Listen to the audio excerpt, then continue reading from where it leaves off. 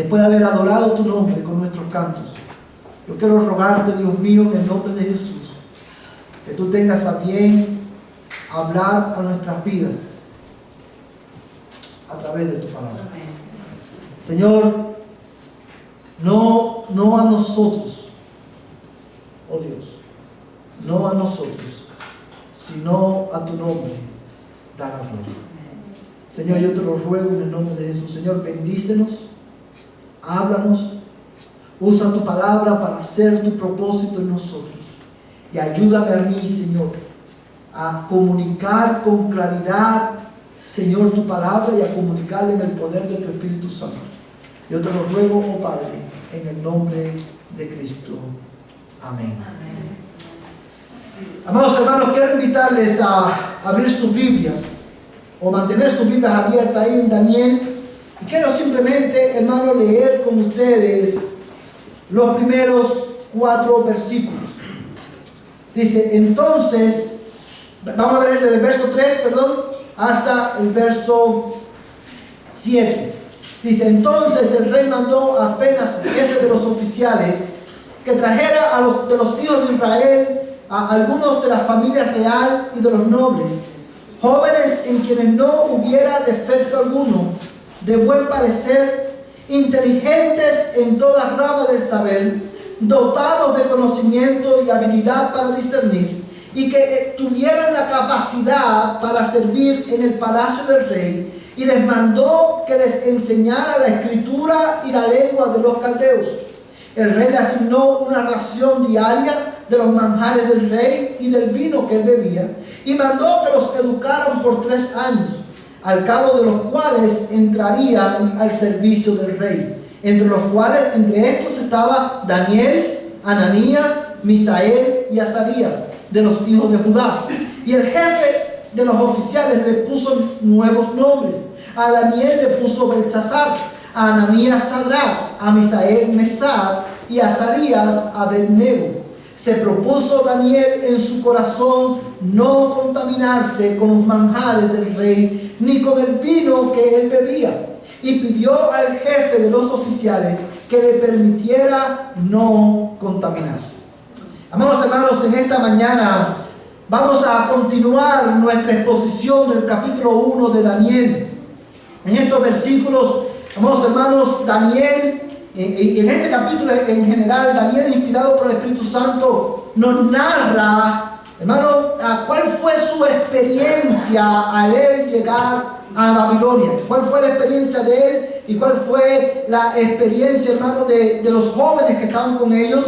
Pero también, inspirado por el Espíritu Santo, nos narra en estos versículos cómo Dios obró en medio de la adversidad, en medio del momento más triste de la vida de ellos. Y digo el momento más triste porque recordemos que Daniel y sus amigos en esa época que ocurrió el exilio tenían aproximadamente, se piensa, entre 14 a 16 años de edad. A esa edad estos jóvenes son sometidos al exilio y Daniel nos narra cómo Dios fue con ellos en medio de la adversidad que estaban viviendo. Y en esta mañana, hermanos, al considerar este relato histórico, vamos a estar considerando desde el verso 3 hasta el final del capítulo, es bueno, es apropiado para nosotros que recordemos cuál fue el propósito con el cual el libro de Daniel se escribió. Amados hermanos, y este propósito lo vamos a estar repitiendo en varios mensajes porque es necesario que al estudiar este libro lo estudiemos con su propósito en mente. Hermanos, el libro de Daniel fue escrito para animar al pueblo de Dios de todos los tiempos a buscar y encontrar consuelo en la verdad de que Dios es el único soberano y que su reino permanece para siempre. Amén. Quiero repetirlo. El libro de Daniel tiene como propósito, hermano, fue escrito con el propósito de animar a la iglesia, al pueblo de Dios de todos los tiempos, a buscar y a encontrar consuelo en la verdad de que Dios es el único soberano y que su reino permanece para siempre. Y la razón, hermano, por la cual es importante considerar este capítulo y el libro de Daniel a la luz de su propósito es porque de otra manera, si tú no tienes claro en tu mente cuál fue el propósito del libro de Daniel, hermano, podemos perdernos fácilmente en los detalles históricos, la narrativa histórica, y podemos perder de vista completamente la relevancia de los versos en los que vamos a estar ocupados. Les voy a poner un ejemplo. Muchos al leer el libro de Daniel, específicamente capítulo 1, y creo que esto lo mencionaba la semana pasada, se enfocan en un solo versículo. Si usted le pregunta a la mayoría de los cristianos, ¿por qué conoces el libro de Daniel? Todos van a decir, y Daniel propuso en su corazón no contaminarse. Es todo lo que sabemos del libro de Daniel. Y otros incluso han hecho libros acerca de dietas, la dieta de Daniel, cómo perder peso siguiendo la dieta de Daniel. Hermanos, el libro de Daniel no fue escrito para eso. No fue para que enseñarnos una dieta específica, para mantenernos saludables. No fue escrito para eso. Fue escrito para animar a la iglesia a buscar y encontrar consuelo en la verdad de que Él es el único Dios. Dios es el único soberano y su reino permanece para siempre.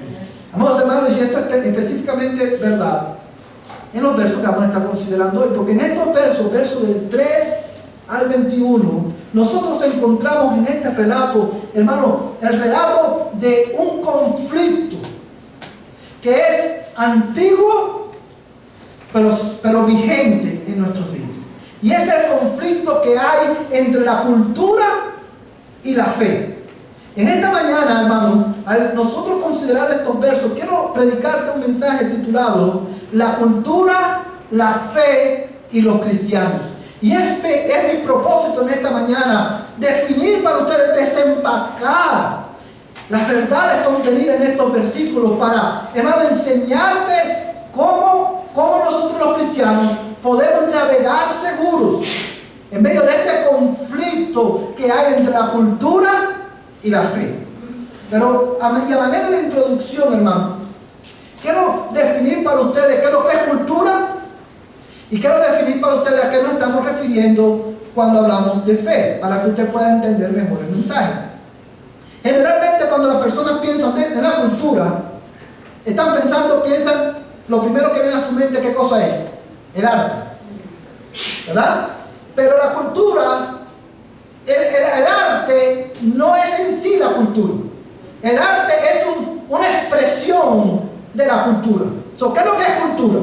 Bueno, la cultura es, hermano, ese conjunto de creencias, ese conjunto de enseñanzas que, hermanos, se enseñan y se proclaman, que unen, hermano, a un pueblo, a un conjunto de personas determinados. Eso es un conjunto de ¿qué? De creencias, de enseñanzas que unen a una comunidad que, hermano, y este conjunto de enseñanzas y de convicciones, de creencias, se enseñan y se comparten con otras personas a través del arte, a través de las leyes de esa comunidad. Por ejemplo, la cultura americana se expresa a través de ¿qué? Del arte. Cuando usted ve las películas, de la música, las películas, son expresiones de lo que la sociedad norteamericana cree y considera como importante. Y usted se va a dar cuenta cómo en la medida que pasan los años, la cultura va, ¿qué cosa? Cambiando. Y usted lo ve ¿a dónde?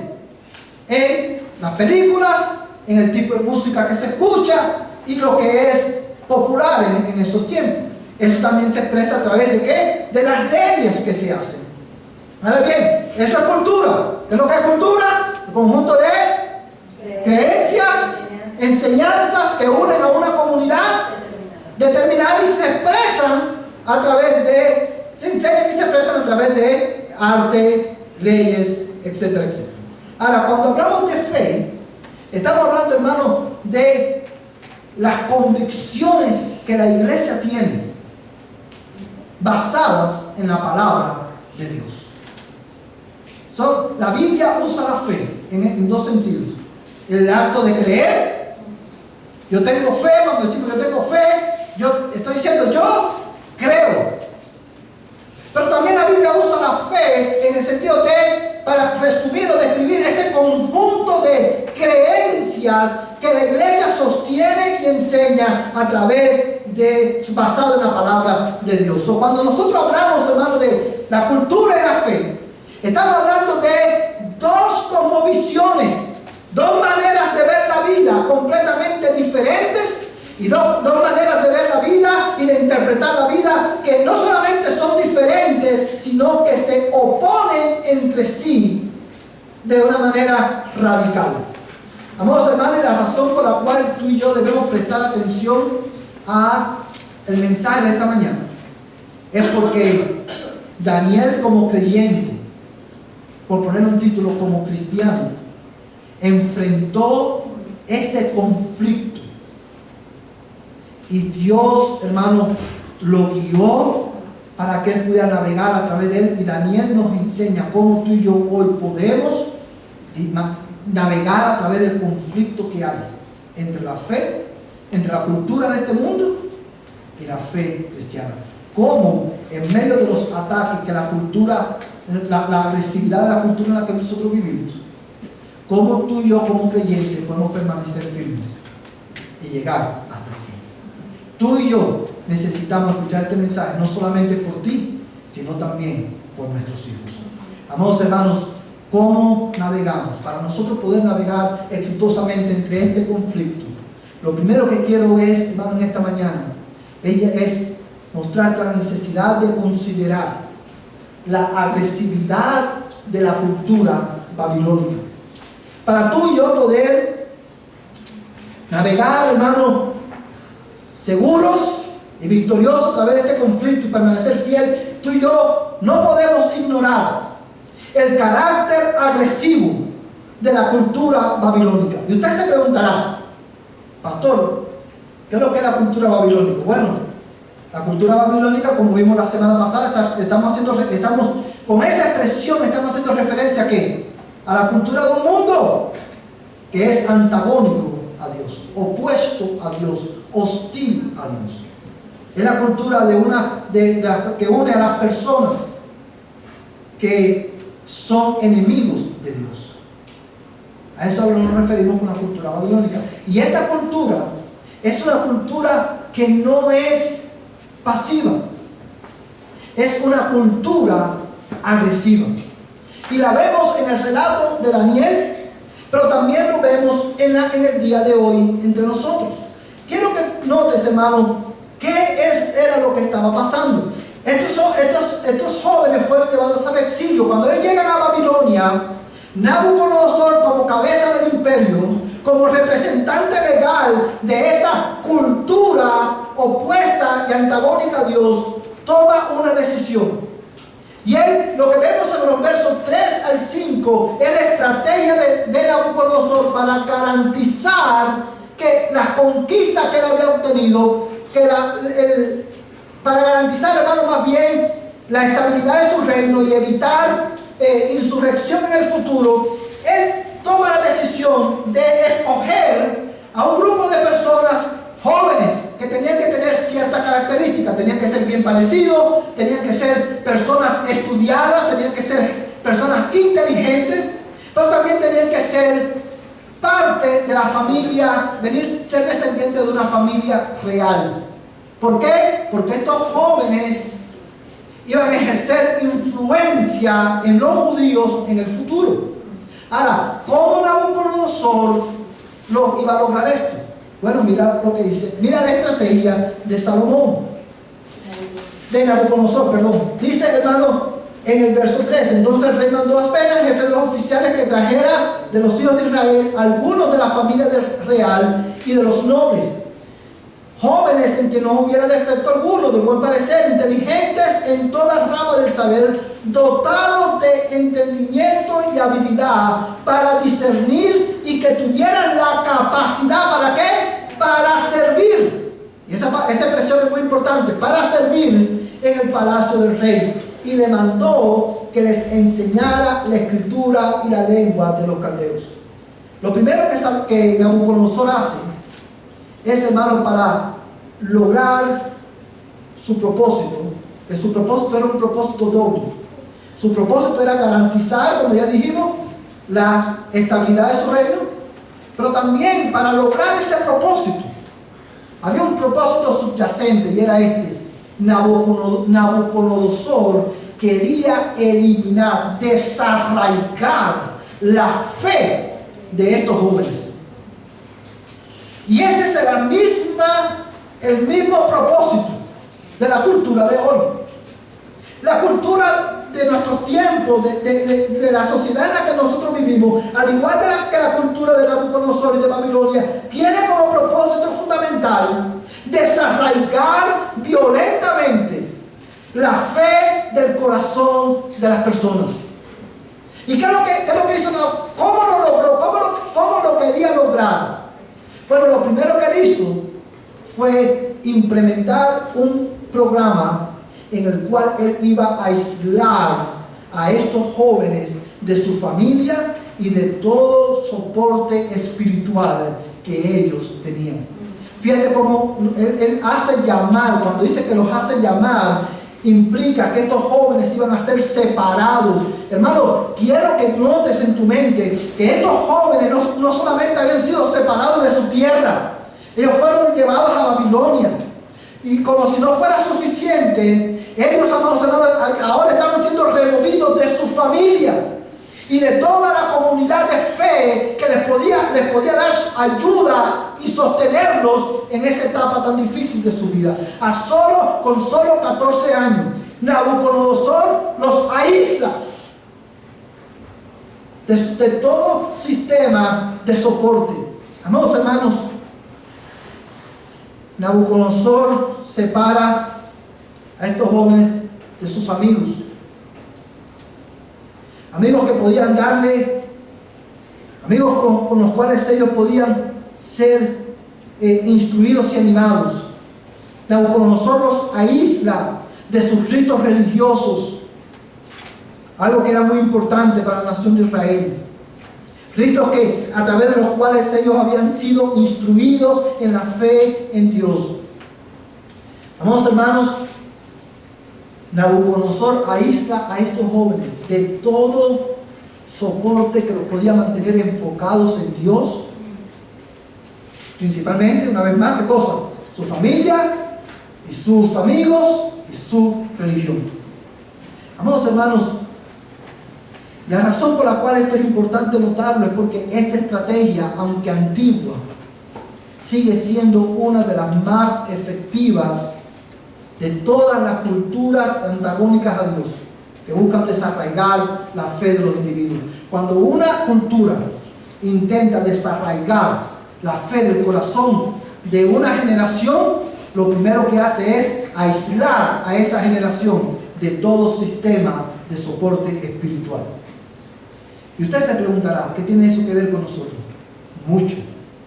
Porque nosotros estamos siendo testigos de una generación que ha sido, hermano, que ha sido aislada completamente de todo soporte espiritual. Si usted se fija, hermanos, en esta nación, no vamos a hablar de otras naciones del mundo, en esta nación, los medios sociales están diseñados para funcionar de una manera que produzca este aislamiento de los jóvenes de su familia. Usted lo ve, hermano, lo que siempre hemos comentado. Usted ve a los jóvenes cuando están en su casa y se pasan todo el tiempo ¿a dónde? En el teléfono. Cuando no es en el teléfono, es en el tablet, o si no en el televisor, y si no están la mayoría del tiempo ¿dónde, hermano? En su cuarto. Aislados ¿de qué? Del resto de la familia, en su propio mundo. Y eso es una forma de aislamiento. Aislamiento que tiene un propósito definido, que lo vamos a ver en un momento. Por ejemplo, hermanos, otra expresión, otro ejemplo de este aislamiento, de esta táctica, de una cultura antagónica hacia Dios. La vemos, por ejemplo, en el esfuerzo de algunos gobiernos de ciudades de este país que tratan de establecer leyes que aíslan de cierta manera a los padres de los hijos. Por ejemplo, en California, no sé cuántos de ustedes han leído la noticia, uno de los senadores de California está tratando de pasar un bill que le dé autoridad a las agencias de cuidado de salud en las escuelas a ofrecer un sistema de apoyo a esos jóvenes, a esos adolescentes que se sienten que no están seguros a qué género pertenecen y estos jóvenes que no encuentran soporte en su familia. Este bill trata de establecer la ley, darle la autoridad a estas agencias de cuidado de salud, a crear un sistema para darle soporte a estos jóvenes sin el consentimiento de sus padres. Te lo voy a decir en buen español. Vamos a decir que Requio es un joven de 14 años que está confundido y no sabe qué es lo que es. Y Requio le dice a su padre: yo soy una mujer, un cuerpo hombre, y los padres dicen: no, tú eres un hombre. Y al él no encontrar soporte en su familia, según estos gobernantes y estos senadores, eso produce una desestabilidad emocional en el joven. Y para poder solucionar eso, entonces ellos le dan la autoridad a los doctores, por ejemplo, el consejero de la escuela, para que tu niño, para que Requio, la consejera o el personal adecuado y designado, le dé soporte y le diga: sí, tú eres lo que tú quieras ser. Tú dices que tú eres mujer, tú eres mujer. Tú dices que tú eres una vaca en el cuerpo de un ser humano, tú eres una vaca en el cuerpo de un ser humano. Y esto sin consentimiento de sus padres. Yo quiero que tú veas cómo esto el tiempo de Daniel no es tan diferente al tiempo de nosotros.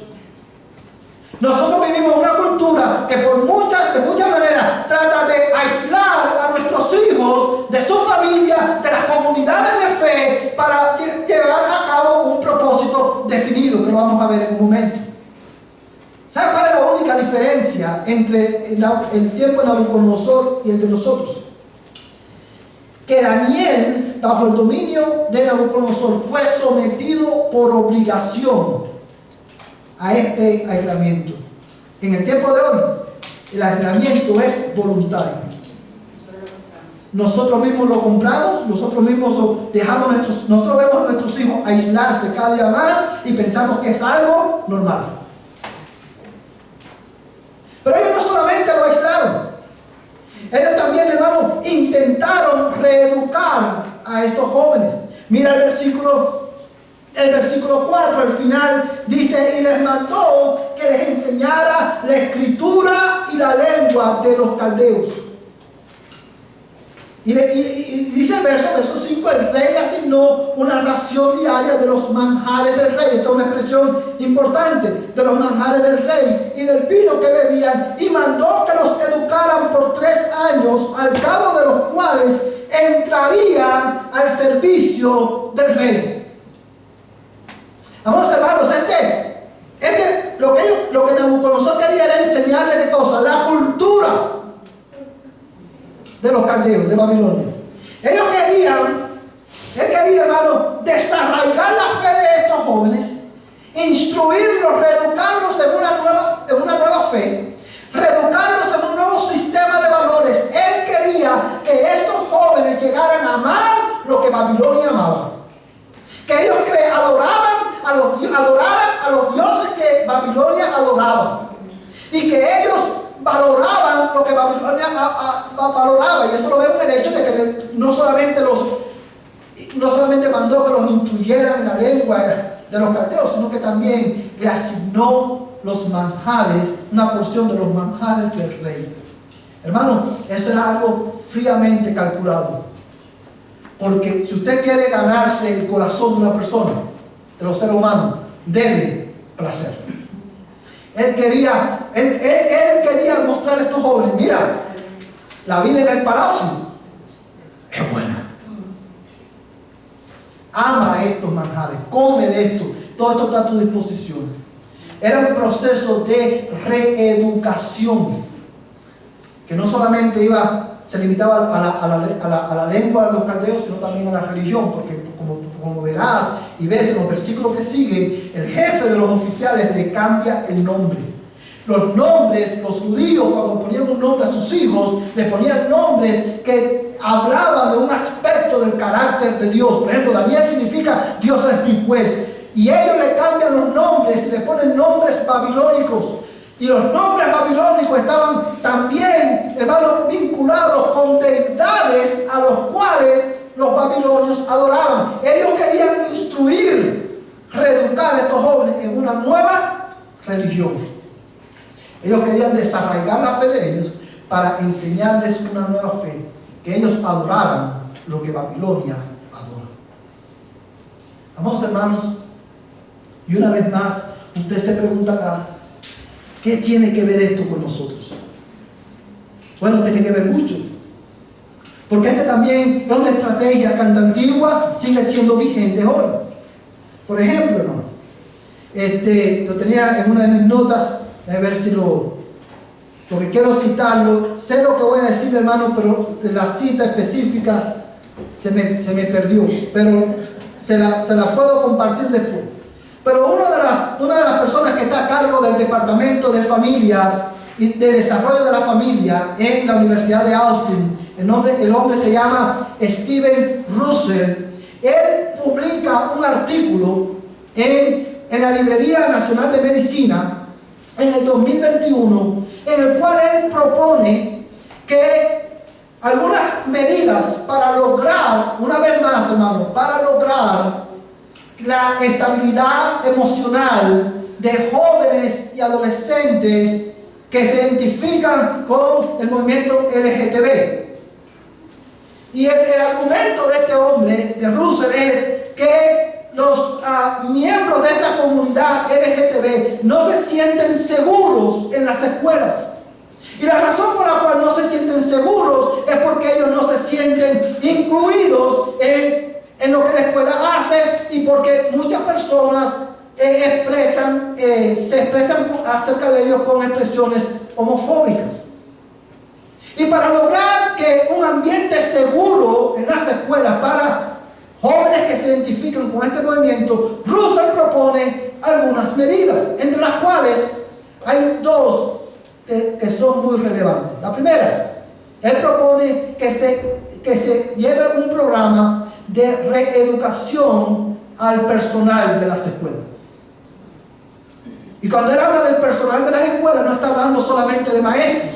Está hablando de maestros, está hablando de personal de cocina, de personal de limpieza. Ellos quieren instruir al personal de la escuela para que el personal de la escuela esté capacitado para afirmar y darle soporte a esta comunidad y a este movimiento en las escuelas. Eso es una forma de reeducación. Ellos quieren reeducar al personal de la escuela para que el personal de la escuela piense de una manera diferente, para que el personal de la escuela piense políticamente, de una manera políticamente correcta, y ayude a los pobres que no se sienten seguros por su preferencia sexual, por decirlo de alguna manera. Pero como si fuera poco, la segunda medida que él propone es que se incluya en el currículo de la escuela materiales que enseñen acerca de la cultura y la historia del movimiento LGTB. Y todo esto, hermano, no solamente el argumento es para proveer seguridad y bienestar en estos jóvenes que se identifican con este movimiento, Pero eso implica que nuestros hijos, hermanos, tus hijos, mis hijos, van a las escuelas y se les enseña currículos, libros, tienen disponibles libros en la biblioteca que promueven un estilo de vida completamente antagónico a Dios. ¿Para qué? Para que tus hijos y mis hijos valoren, amen y aprueben lo mismo que la cultura ama y aprueba y valora. Con el propósito de que nuestros hijos, con el propósito, hermano, de desarraigar la fe del corazón de nuestros hijos y enseñarlos a adorar a un Dios completamente diferente. ¿Sí lo puedes ver, hermano? ¿Sí puedes darte cuenta de cuán agresiva es la cultura babilónica? Amados hermanos, y la razón por la cual he querido tomarme el tiempo para hablar de esto, como siempre usted me conoce, cuando yo preparo un mensaje, preparo como 2 o 3 puntos y nada más puedo dar uno, pero quiero enfocarme en esto, hermano. No tenemos apuro para terminar también. ¿Sabe por qué esto es importante, hermano? Porque nosotros muchas veces nos quejamos y nos alarmamos cuando vemos que nuestros hijos adolescentes no quieren saber de Dios. Cuando llegan 12, 13 años, dicen, no quiero ir más a la iglesia. Y nosotros nos quedamos boquiabiertos. ¡Wow! ¿Cómo eso pasó? Nosotros, la iglesia, ¿sabes cuál es el problema de la iglesia? De hoy. Es que la iglesia ha adoptado una posición, hermano, defensiva, pasiva, a la agresividad de una cultura hostil a Dios. Y nosotros nos hemos quedado con los brazos cruzados y dejamos que nuestros hijos sigan. Hermano, déjame decirte algo. Tú y yo hemos fallado en ser diligentes en discipular a nuestros hijos. Pero cuando en ese fallo tuyo y mío, la cultura babilónica no ha fallado. Ella está siendo agresiva. Tus hijos están siendo discipulados con la música que escuchan, con los programas de televisión que ven, por los amigos con los que se reúnen, por sus maestros en la escuela. Están siendo, la cultura no es tímida en discipular a tus hijos en un estilo de vida contrario a Dios, y la iglesia ha tomado una posición pasiva, y por eso estamos donde estamos. Pero nosotros, hermanos, como iglesia hemos dicho, no, el problema de mi hijo o de mi hija es que es adolescente, son las hormonas, hermanos. Imagínate, hermano, que ir a la iglesia, ellos lo encuentran aburrido, pero hay que entenderlo, hermano. Es que son jóvenes, hermano.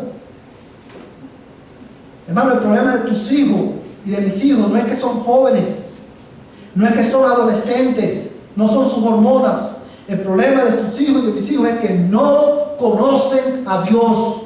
Es que están siendo discipulados en una cultura antagónica, babilónica, y nosotros hemos tomado una actitud pasiva ante esa realidad y estamos cosechando las consecuencias. De la misma manera que Nabucodonosor quería preparar a estos jóvenes para que pudieran servir en el palacio, eso significa para que pudieran servir a los intereses del rey y de Babilonia. De esa misma manera, la cultura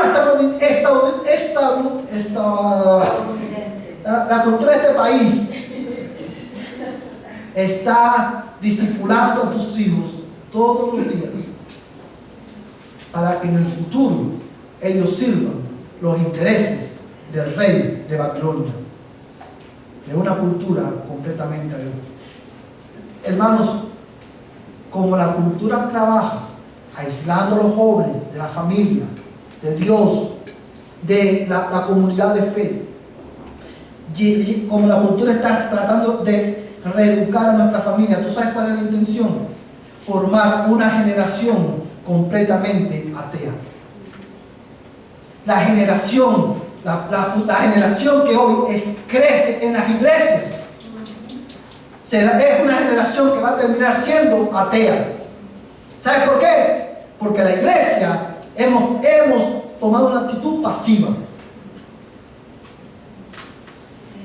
Hermanos, es tiempo de que la iglesia engage la cultura de una manera agresiva. Es tiempo de que la iglesia, dice la Biblia, Cristo dijo que las puertas del infierno no prevalecerán contra la iglesia. ¿Tú sabes lo que significa eso? Eso significa que el infierno, que la cultura babilónica no iba a poder soportar el avance de la iglesia, porque la iglesia iba de una manera agresiva, iba a conquistar, iba a extender el reino de Dios en medio de una cultura completamente opuesta a Dios. Y cuando hablo de una manera agresiva, no estoy hablando de una manera de que ahora la iglesia va a coger armas en manos y va a empezar a matar un poco de gente. No, estoy hablando, cuando hablo de una manera agresiva, es de una manera, como me gusta a mí decirlo, intencional, activa. Y eso empieza con la educación de nuestros hijos en nuestros hogares. Enséñale la Biblia, lee la Biblia con ellos, enséñale a meditar la Biblia. Daniel era un joven de 14 años, hermano. Y ese muchacho, jovencito, con las hormonas en su punto, tomó la decisión de permanecer leal y fiel a su Dios. En una cultura completamente antagónica a Dios. Hermanos, Daniel tenía toda la oportunidad. Él podía haber dicho: estoy en el palacio, nadie me ve. Y yo estoy seguro, hermano, que quizás muchos de los jóvenes que estaban con ellos, cuando vieron la actitud de ellos, dijeron: estos son unos extremistas. Daniel lo que es un fanático. Estamos en el palacio. Vamos a comer los manjares del rey. Vamos a ser instruidos, vamos a adquirir más conocimiento, vamos a ser bilingües, vamos a tener poder. Daniel, y nadie los estaba viendo. Tu familia no te está viendo. Tus líderes religiosos no te están viendo. No te preocupes. Daniel podía haber hecho eso, pero Daniel permaneció firme. Y el domingo que viene vamos a ver por qué. Pero hermano, yo creo que tú vayas a tu casa en esta mañana pensando, para tú y yo poder mantenernos firmes y navegar seguro a través de una cultura agresiva en contra de Dios, es imperativo que tú consideres y entiendas la agresividad de esta cultura. Y esto nos puede dejar, hermano, desalentados. Y muchos de nosotros, ciertamente, cuando yo digo que el futuro, la generación que hoy crece en la iglesia va a ser una generación atea, estoy hablando de una verdad que es de carácter reversible, porque la iglesia puede revertir esa verdad. La razón por la cual los jóvenes no quieren creer, no quieren venir a la iglesia, es porque nosotros los hemos dejado, hermano. Pero en la música que ellos escuchan, los programas que ellos ven, ellos están siendo discipulados a vivir de una manera diferente. Y es tiempo de que tú, como padre cristiano, y es tiempo de que nosotros como iglesia nos paremos firmes y usemos la autoridad que Dios nos ha dado para discipular a nuestros hijos y afirmar a nuestros hijos en la palabra de Dios. No dejes que la cultura disipule a tus hijos. Disipúlalos tú con la palabra de Dios. Yo te pregunto, hermano, ¿tú crees que Daniel, cuando tenía 6 años, quería sentarse a que sus padres le leyeran la ley? ¿Tú crees que Daniel era ese joven que a los 6 años decía, el papá le decía, vamos a tener culto familiar, por poner un lenguaje contemporáneo, vamos a tener culto familiar? Y Daniel decía, ¡ay sí, papá, sí! No puedo esperar por el culto familiar. ¿Tú crees que Daniel hacía eso? No, hermano, porque Daniel, al igual que tus hijos, tiene una naturaleza pecaminosa, y él en su naturaleza se iba a rebelar contra eso. Pero, bueno, ya me estoy adelantando, no quiero adelantarme, pero quiero decirte, hermano, los padres de Daniel luchan con la misma hostilidad que tú luchas. Muchas veces seguramente Daniel dice, no quiero leer la Biblia, no quiero ir a la iglesia. Y los padres de Daniel, hermanos, fielmente educaron y discipularon a sus hijos en el temor del Señor. Y eso lo vemos en el resultado de la vida de Daniel. Yo te pregunto, ¿quién está discipulando a tus hijos? A lo mejor la cultura en la que nosotros vivimos ya desarraigó la fe del corazón de tus hijos. La buena noticia es que Cristo es poderoso para salvar y darle un nuevo corazón a tus hijos. Amén. Cristo es poderoso para hacer nacer la fe en el corazón ateo de tu hijo. Amén. La fe viene por el oír, y el oír viene por la palabra de Dios. Amén. Es tiempo que le quites, no que le quites, pero es tiempo que tú limites el tiempo que tus hijos pasan en las redes sociales, en el teléfono, en la televisión, solos en su cuarto, y empieces a discipularlo intencionalmente en la palabra de Dios. Es tiempo de que tú traigas a tus hijos a la iglesia, quieran o no quieran,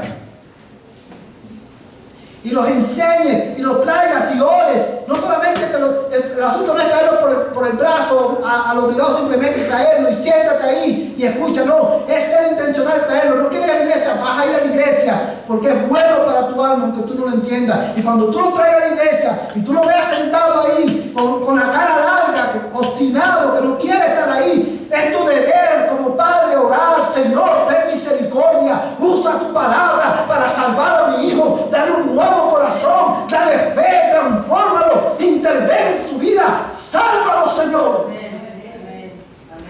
Y Dios responde eso, hermano, con el poder de su palabra. Amén. Pero tu hijo en tu casa no hace nada, hermano. Bueno, sí hace. Se está discipulando en una vida, cuando tú dejas a tu hijo en casa, cuando tú fallas en estudiar la Biblia con tus hijos en casa, tú sabes que tú estás discipulando a tus hijos, tú sabes que tú estás diciendo. Esto realmente no es importante. Hay cosas que son más importantes. Y eso que tú le estás enseñando con tu negligencia, la cultura babilónica lo refuerza. Por eso es tiempo de que tú y yo reconsideremos cuán agresiva es la cultura babilónica y que nos paremos firmes en el Señor y con la ayuda de Cristo. Hermano, discipulemos a nuestros hijos y con la ayuda de Cristo discipulémonos nosotros mismos en la fe. Porque no solamente nuestros hijos, nosotros también necesitamos discipularnos cada día, ser discipulados en la fe, para que nuestra manera de pensar y nuestra manera de ver la vida sea consistente con la fe que nosotros proclamamos tener. Que Dios nos ayude.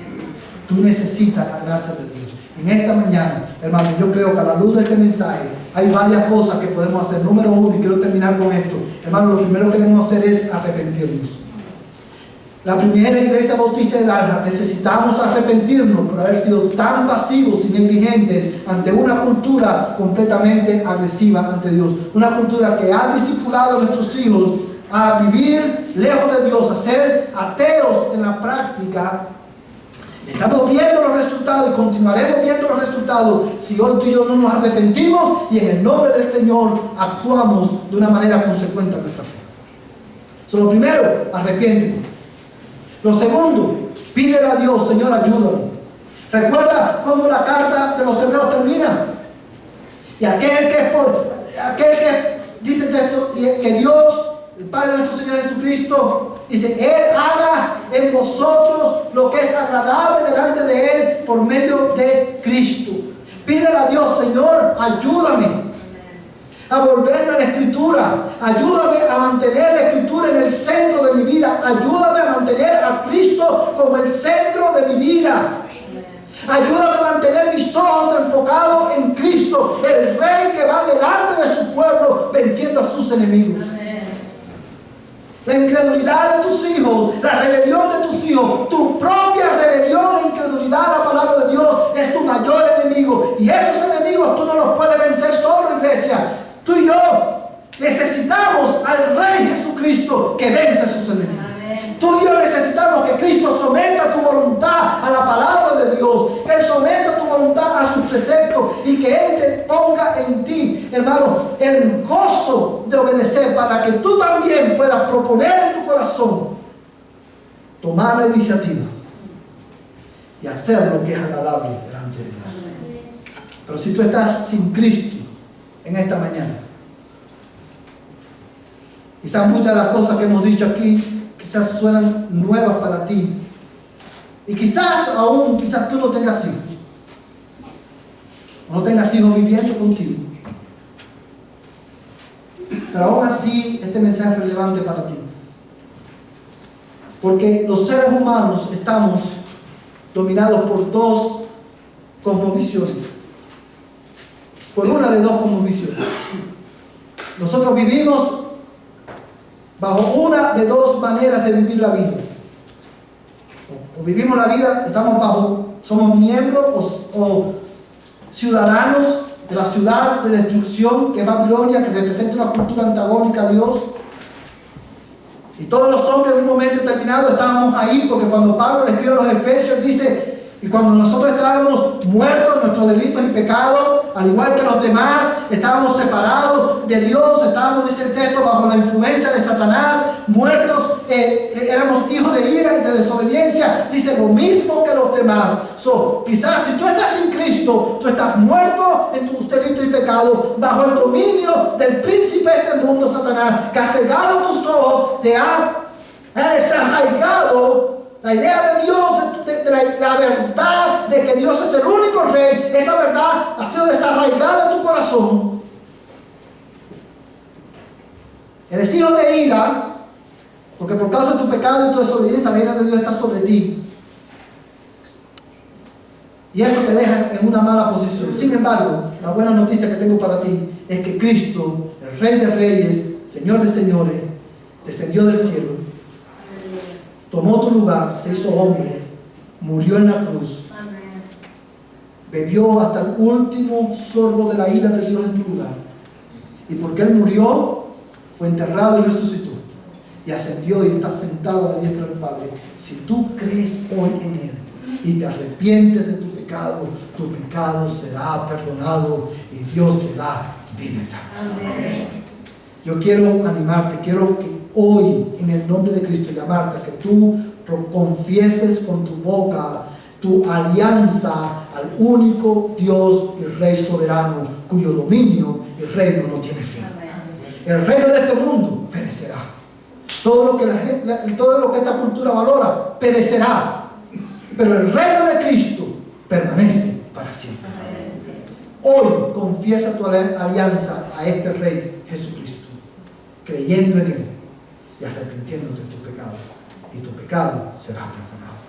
Vamos a ponernos en pie y vamos a terminar en esta mañana, hermanos, respondiendo a este mensaje. Quiero invitar a los hermanos que van a ayudarnos con la música a cantar este canto. Quiero ayudar a los hermanos que pasen ante el frente y vamos a responder a esta verdad.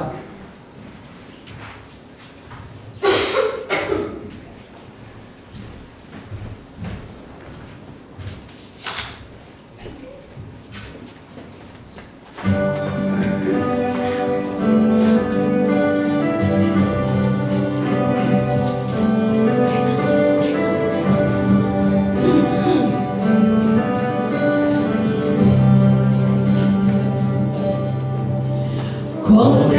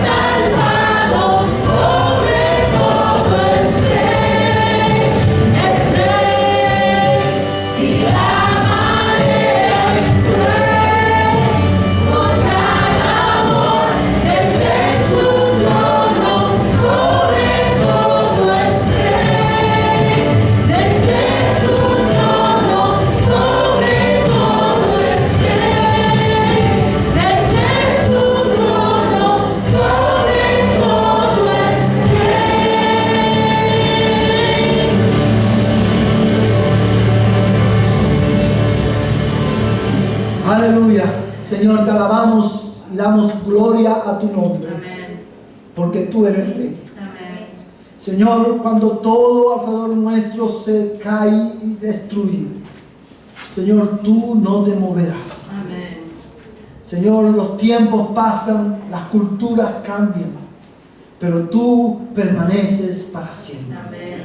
Para siempre fiel, para siempre justo, para siempre con tu pueblo. Amén. Te alabamos y te bendecimos, Amén. porque por medio de Cristo nos has hecho parte de un reino que no tiene fin. Amén. Gracias, Señor.